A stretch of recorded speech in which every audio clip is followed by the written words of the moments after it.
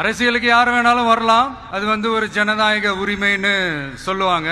ஆனா மக்களுக்கு ரொம்ப ரொம்ப பிடிச்சு போன ஒருத்தன் அரசியலுக்கு வரான்னா அதை கண்டிப்பா நல்லவங்க எல்லாம் வரவேற்பாங்க. ஆனா ஒரு சில இந்த அதிகார இல்ல அது வேணாம், ஒரு சில பேருக்கு மட்டும் கொஞ்சம் எரிச்சல் வரத்தானே செய்யும். அது இருக்கும் தானே.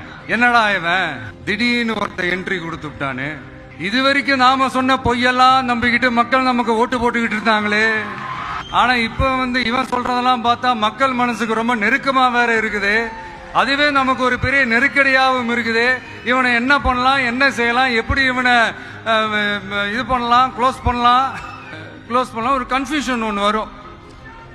அந்த கன்ஃபியூஷன்ல கத்துறதா கதறதா என்ன பண்றதுன்னு தெரியாம வர்றவன் போறவன்லாம் கட்சி ஆரம்பிக்கிறான்னு சொல்லி இப்படி ஏதாவது பேச ஆரம்பிப்பாங்க.